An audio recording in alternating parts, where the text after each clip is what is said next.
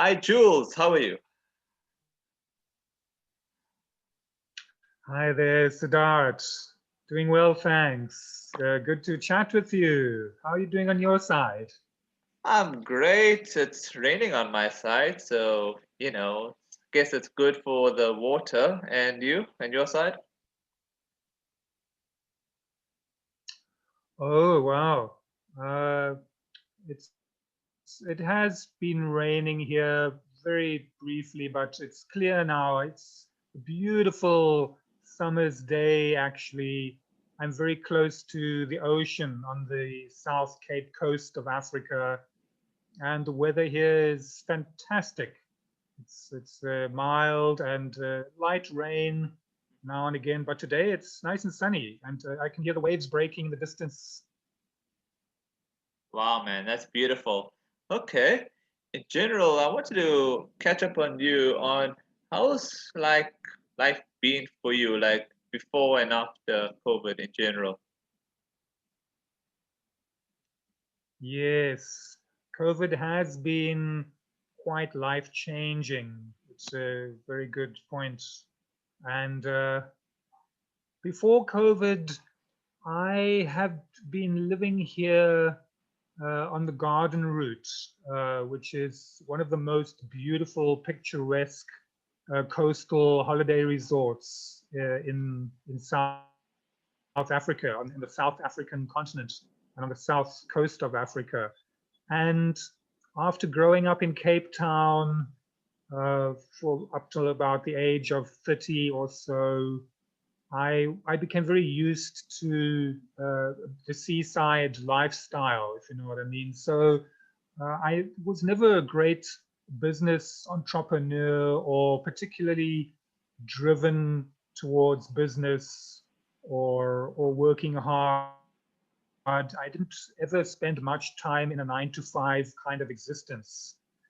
So I was able to just support myself, make money for myself, work for myself in small ways here and there, uh, traveling for a little while just in South Africa until I settled here in the garden route about 12 years ago.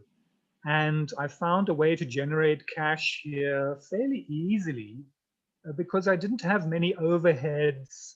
And I'm a very simple guy with no major needs or demands in my life. And Hmm. so it was very easy for me to generate a bit of cash here to survive.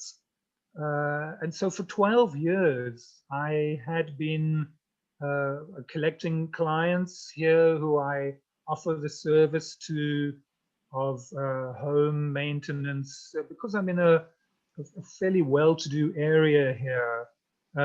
My clients go traveling a couple of times a year, and they call on me to basically oversee their homes while they're away. You know, a type of security service. It's a very easy life, but one needs to be responsible and honest and trustworthy and so on. So with those basic qualifications, I've built up a list of clients here over the 12 years who call me each time they go away on their holidays for, whether it's a week or 2 weeks or even a month or more, to basically come and look after their homes. So that's what I do. And because I'm in a good area, life has been great for the past 12 years. And then COVID came and people stopped traveling, and my clients were all in lockdown. And as a result, I had no clients calling me to oversee their houses, for security and home maintenance. So I went into lockdown because my work stopped. For 6 months, I had no work during lockdown. And now gradually clients are calling again and work is opening up, but it's not anywhere near what it was. So COVID definitely affected my income. Wow. Okay. But tell me something business-wise. So you're trying to say that business before COVID was better than after, or like how would it be in like a general business wise before and after COVID? Like trying to. Yes, yes. Business was great after COVID. I mean, before COVID, shall I say? But Yeah, during COVID, yeah. it went to zero, Wow. absolute zero. For 6 months, I had zero work, and I just survived at home by myself. Online, still writing and blogging Hmm. and studying and researching my personal interests like cryptocurrency and Hmm. generating some cash on the side, with the other alternatives. But since lockdown has lifted, uh, COVID is still around, but lockdown has lifted. Unfortunately, the work hasn't come back to the level that it was before lockdown and COVID. It's nowhere near what it was because people simply don't travel as much. There's still a degree of lockdown. My clients aren't allowed to go overseas. You can't leave the country that easily anyway to go on holiday at the moment because of lockdown. So, so So my clients haven't been calling as much, and I've had maybe half, if not less than half, my income now, with the background of COVID and lockdown still in place. Fortunately, I do have the small alternative sources of income based on cryptocurrency and blogging, particularly to see me through. So I have no personal problems, or I'm not struggling. Hmm. Life is Hmm. fantastic. I'm living in a Yeah. beautiful space. Hmm. Hmm. My headspace is great. My environment is great, but the income, the business has dipped Of post course. COVID. Yeah. There's no doubt. Yeah.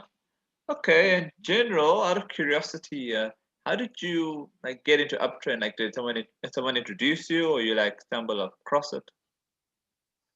I stumbled across it because of my tremendous interest and enthusiasm in cryptocurrency in general from about 2017, when I first became interested in cryptocurrency and Bitcoin specifically.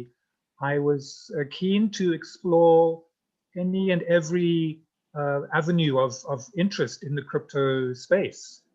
So I'm completely self-taught, and I just basically followed the leads, and I came across various social media sites that paid in crypto for blogging, for posting, and commenting. And one of them was Uptrend. There've been numerous, and some are better than others. Some haven't really developed much and have maybe fallen away. But I came across Uptrend in its early phase. It was last year, basically. Maybe it was a year ago or something like that. And because by nature I've always been a writer, and I've even as a kid I kept diaries, and as a teenager in my early 20s, I enjoyed writing. I published small newsletters, and I have an interest in language and an aptitude for language. And so I was already a writer, and Uptrend perfectly facilitated my style of being. Uptrend is perfect for me. I love writing. I enjoy prose. I also write poetry. I love cryptocurrency, and I'm fascinated by it enough to research it 7 days a week. With the lifestyle that I have, Hmm. I'm not obliged to be too active. As long as I'm around for my clients at their homes, I have time. I have all the time practically that I desire. So I've spent all my life, at least for the past 10 years, studying and researching and writing, and for the past 3 years, researching cryptocurrency more than anything else. And so when I came to Uptrend and I found it, I thought, this is great. I love this. I'm going to start posting my blog posts, and I pushed myself. I was really self-disciplined about it in the first uh, year or so now to try to post every day. To try to write an essay a day, and Uptrend is there. It's been doing great things, and So I just found it, I stumbled across it just out of interest, and it suits me down to a T. Impressive. Okay. In general, if you've been if uh, if you've been following the U.S. elections in general, what were your thoughts on the result? Biden winning. Yes, well, like I say, I have plenty of time to research, and in the previous years, I used to follow the mainstream news media channels. And that's how I came across cryptocurrency, for example. I used to watch a specific news channel who had an economist who would speak 3 times a week. If you follow any of the mainstream news channels, CNN Okay. uh, and Al Jazeera, Russia Today, of course, those are the popular ones that we see in our television screens here.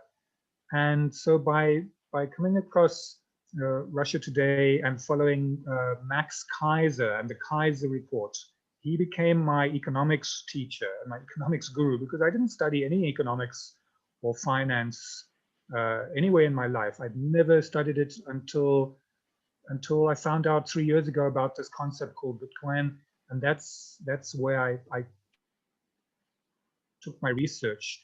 But now, with the time that I have, I go further than the normal mainstream media sites.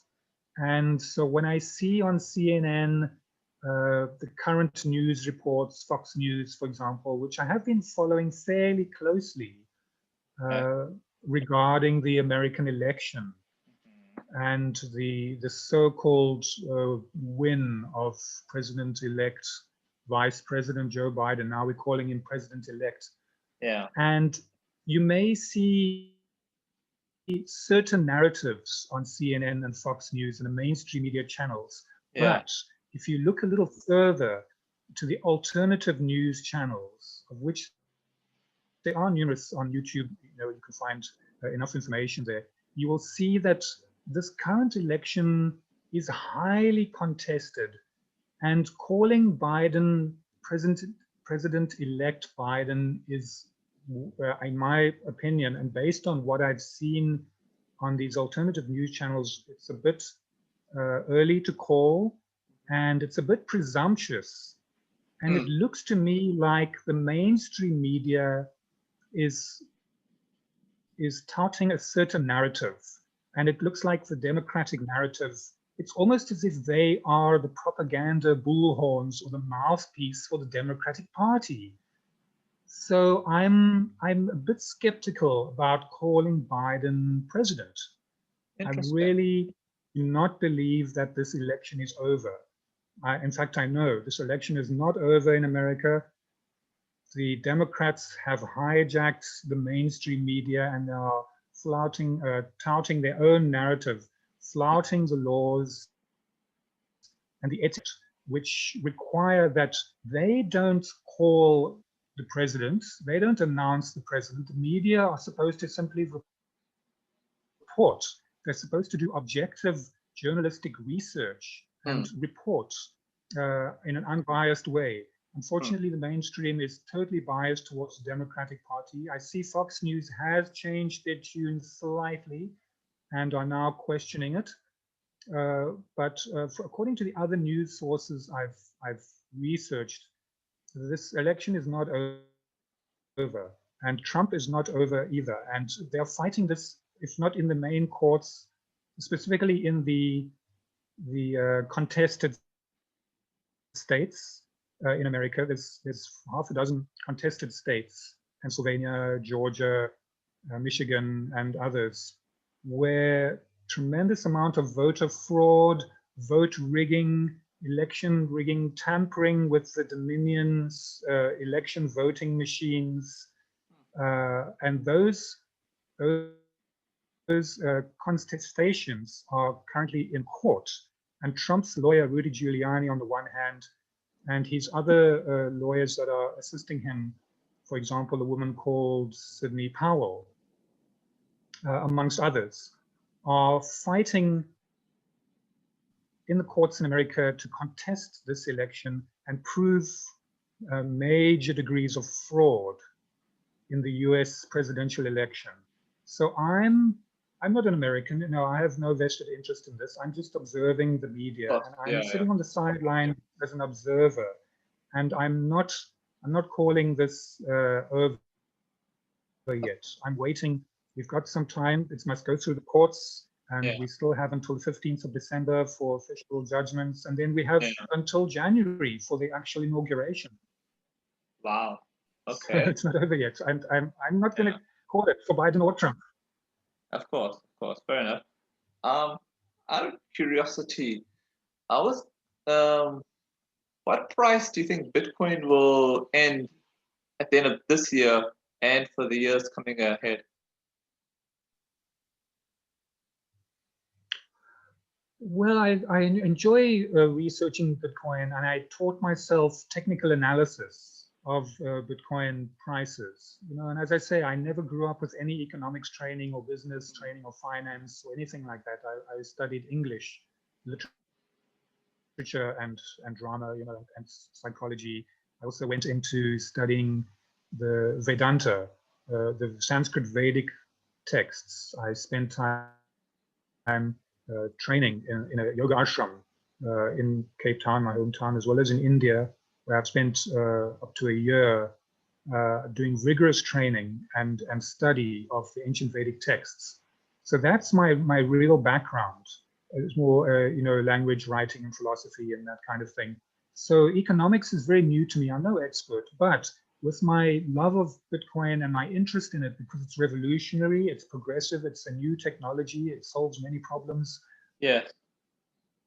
I taught myself TA, technical analysis, from learning from others, and I looked at the price charts, and I can now perfectly read the Bitcoin price charts. You know, when I started studying it in 2017, 2018, I knew nothing about charts and price and the history of the price of Bitcoin. But as time goes on, you know, by looking at the charts almost daily, I was able to learn a lot and get educated by other Bitcoin enthusiasts who are quite happy to share their information on channels like YouTube, for example. And so, having seen the halving in May 2020 as a crucial moment in the history of Bitcoin, as we know, as any Bitcoin enthusiast will tell you, uh, from this point, May 2020, price will now start increasing and has been increasing, no doubt about it, in the current bull run cycle, which will carry on for the next 12 months at least. So this year, price dropped to, you know, the COVID dump, they call it, the COVID crash, which was in late March 2020, where the stock markets and a lot of the mainstream markets also crashed. Bitcoin crashed to about $4,000. Since then, it's been climbing. Then came the Yeah. May 2020 halving, and it's been climbing ever since. It's now just broke its all-time high just this week. Bitcoin broke its historic all-time high above $19,600. Yeah. It's slightly surpassed by a few dollars. It has Yeah. retraced, and it's now hovering around, what is it, about 19? It's about $19,000 more or less today as we record this. We've got what 30 days to go in the year, roughly. You know, this is the last month. But what we have seen is the highest bullish candle close, all-time high weekly candle close in the Bitcoin chart has just taken place. So we're definitely in a macro bull trend. We're struggling at the resistance of $20,000, which is the previous all-time high. So to predict from here where it's going to go is not easy. We've been on such a parabolic uptrend just this past couple of weeks or months, actually, Yeah. that uh, price is due for a slight retracement. Yes. Yes. So we may not, you know, it's 50-50. Do we have a minor retrace? And I think that we are due for a retracement from the 19,000 mark where we are now.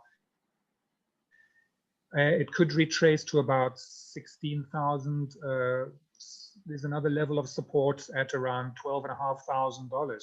So I wouldn't be surprised if price has a bit of a dump before it attempts to break the 20,000. So the month of December has often been a very bullish month for Bitcoin. Funnily enough, in 2017, when I first became familiar with Bitcoin, that's when it reached its all-time high in December. Wow. And so the December months are often quite bullish.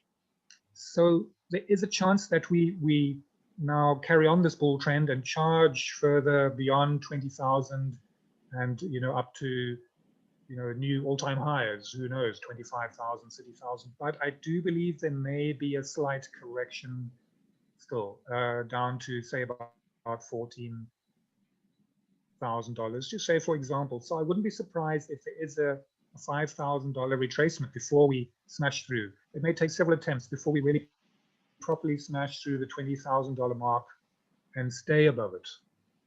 So that's, if that makes any sense. I see us retracing, but so I'm not ready to call, it is a macro bull trend we're in for the next 12 months, no doubt about it, since May already. But we can see a bit of volatility in the coming weeks and months. And of course, Bitcoin is king, as is the S&P 500 on the American Stock Exchange, for example. And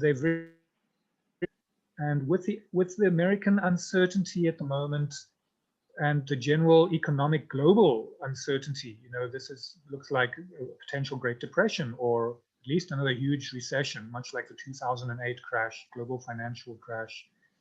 We may still see 2021 as bringing a bit of a retracement. There may be quite a drop in the S&P, in the general stock market. Wall Street may take a bit of a hit, and Bitcoin may get dragged down with it. So we're off to the moon, but it may be a volatile ride. So I'm waiting for the retrace so I can maybe buy a little more Bitcoin and then Makes sense. watch it go off to the moon again. Okay, all right. For the newbie that are probably going to be listening to this, just to give them a bit of insight, is it easy for anyone to actually get into crypto? I mean, to invest into crypto? Yes, it's actually surprisingly easy. I taught myself. I just followed the dots. The prompts. I didn't have anyone really guiding me. When I got the idea that, wait a minute, Bitcoin looks like a good investment. Now, this was in 2017, near the all-time high. I didn't know what I was doing, but it was very easy for me to buy some Bitcoin. And so for anyone, wherever you are, now is a much better time to buy because you're ahead of the upcoming bull trend. And all you need to do is have a bank account, and then you do an EFT, electronic funds transfer. So you need the internet, and you make the funds transfer from your bank account to a Bitcoin exchange in your particular country. Now, in our country, for example, in my country, there's at least three. I have accounts on three different exchanges in South Africa, in my particular country. It may be different in the countries of other people. So I can't always talk for the other parts of the world as to what their standards are, but there are, in most countries, in Asia, certainly in East Asia, Japan, South Korea, and so on, for example. Okay, I know there are some listeners from Pakistan. You need to find a local exchange, a Bitcoin exchange, which will accept your local currency. Whether it's dollars or dinar or rupees or like South African rands or whatever it is. You just do a simple EFT from your bank account into your Bitcoin account. You will have your wallet there on the exchange. You're looking for a local exchange that will accept your local currency. So like I say, in my country, there's three. No problem. I just make the EFT transfer from my bank to the local exchange in my local currency, and I buy just like that at market value. You don't have to know any details. You don't have to know anything about economics or pricing or timing. You just do a simple purchase with your local fiat currency at a local exchange in your country that accepts your currency. If you're in a very strict country that has tough regulations, you may have to find an exchange outside of your country, which does exist. Binance.com, for example. I also have an account there. They're based, internationally. They're not based here, and they are in recent open to accepting fiat, whatever your national denomination of fiat is. There's a chance that Binance will accept that. The Korean won, for example, these different currencies. But first and foremost, look into your local Bitcoin exchanges in your particular country that will accept your fiat currency, and then you just buy and you hold. You don't have to do any trading or buying or selling, day trading or any of that. You just buy it and you keep it. Either if it's a small amount, you can leave it on the exchange and just leave it there and let it sit there for 12 months to a year. The exchange is practically like a bank. It'll hold your Bitcoin, and if it's a large amount and you don't want to risk that, and it's recommended then that you take your Bitcoin off the exchange and you buy yourself a little ledger, a nano ledger, or a Trezor. Those are the two commercial names that are used, which is a small flash drive-like item upon which you keep your Bitcoin. Your Bitcoin is then stored on that little flash drive item. It looks like a flash drive. It's a little bit more expensive than a flash drive. It's got more capacity, but it's a Bitcoin wallet. It's an external cold wallet. So you've taken it off the exchange, you've put it into this little flash drive item, the ledger, nano ledger S. So, and it's safe, and you keep it there. And so when you're ready to sell in a year from now, when the price has reached $100,000, for example, you then just put that into your computer and you link it up with the exchange. You move the Bitcoin from your ledger to the exchange again, and you sell. So those are the ways to do it, and it's very easy. I found out how to do it. I'm a bit older, so I'm a bit slower with tech nowadays. It's not my forte. I'm not like you young guys. I came to the game a bit late, but I worked it out, and it can be done. Of course, yeah. So I recommend it to anyone. If you want to make life-changing money, as they say, now's the time to buy. Okay. On a final note, what are your plans for the rest of this year and for the future going ahead?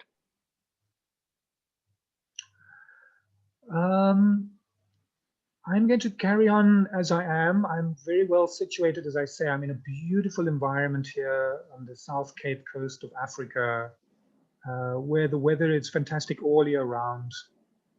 It's a holiday type resort. It's very good for the health. It's a pleasant rural environment near the coast with a holiday town, beach town nearby. I do have some clients that have called me for the end of year season, of course. So I have some service I can render there. I'll go and stay at one of the houses of my clients to look after the place for them for a couple of weeks over. So that'll keep me busy for the rest of this month, up till the end of the year and into early next year over the holiday season. And then for the rest of this year, 2021, I'm going to continue living the dream. I'm living a permanent holiday lifestyle here. It's exquisite. Every single day is my own. I live my own life according to my time, and I'm going to keep my self-discipline up, and I'm going to try to keep my standard of writing one essay every day, one article a day at least. Around the range of 700 to 1,000 words. Those are I'm going to continue posting on UPTREND and earning cryptocurrency. I'm going to earn 1UP tokens, and I'm accumulating them. I haven't sold any yet. I don't do any staking as such. I just hold the 1UP tokens, and I upgrade, so to speak, level up. And at some point, if and when the 1UP token does gain some value, and I see that there's more value there, then I may sell a little bit and take profit. And in that way, I'm going to carry on living my life as a writer, researcher, and a philosopher, and carry on my meditative lifestyle here, living in bliss. So I'm already in bliss. I already am living the dream. I'm just gonna do more of the same. Wow, man, that's really impressive, and I look forward to having many more chats like this in the future. And take care, man, and God bless. Thank you. Thank you very much, Siddharth. I really appreciate it. Yeah, let's refine our connections, and please always stay in touch, and we can continue the conversation when you feel it's appropriate. Thank you.